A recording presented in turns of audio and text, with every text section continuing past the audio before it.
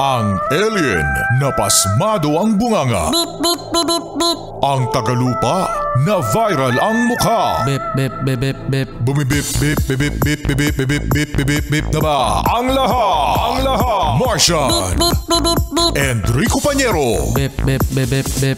Beep, beep, beep, Bip, bip, bip, bip, bip. Bip, bip, bip, bip, bip. Just FM. Beep, beep, beep, beep, beep. Umaga! Mga yes, friend! Bip, bip, bip, bip, bip. Wednesday, mga yes friend, and it's Labor Day. Sa mga yes friend natin dyan, meron kaming tanong ni Martian. Ano? Ang tanong namin, kayo ba mga yes friend ay nagdi-deodorant? Yan. Sa init ng panahon, sa sobrang pagpapawis natin ngayong summer mga yes friend, no? Hindi talaga ba iiwasan na tayo ay magpawis? At kapag nagpawis, ang kilikili, Boom! Sabog! putok lang! Ay, akala ko sabog. Putok lang, hindi sabog. Grabe naman yung sabog. Kasi pero alam mo mga yes friend, no? Meron tayong mga kakilala o ikaw mismo na nakikinig ngayon na hindi na kailangan mag-deodorant. Wow! Kala mo lang. Hindi ka sure. Hindi sure na ano. Hindi ka sure na meron kang amoy.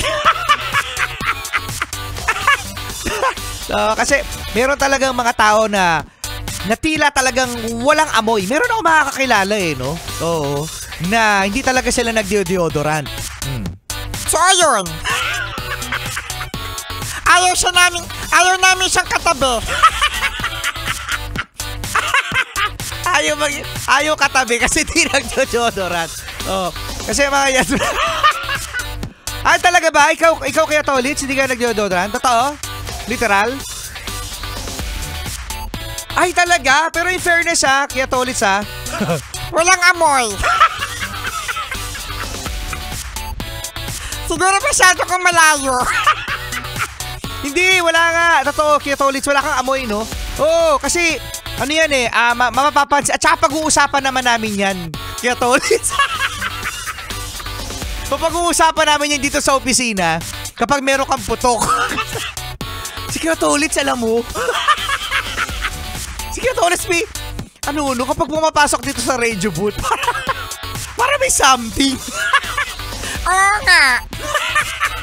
Wala bang gusto magsabi sa kanya? Wala. Wala naman. Pero ang galing, Kaya Tolits, isa ka pala yun, no? Isa ka sa 10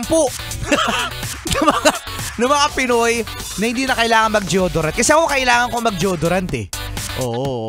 Let's be honest mga yes friend. Kasi kapag hindi ako nag-deodorant, talagang wala na, no? Finish na. Tapos na ang laban. Yun ang Enrico Pañero.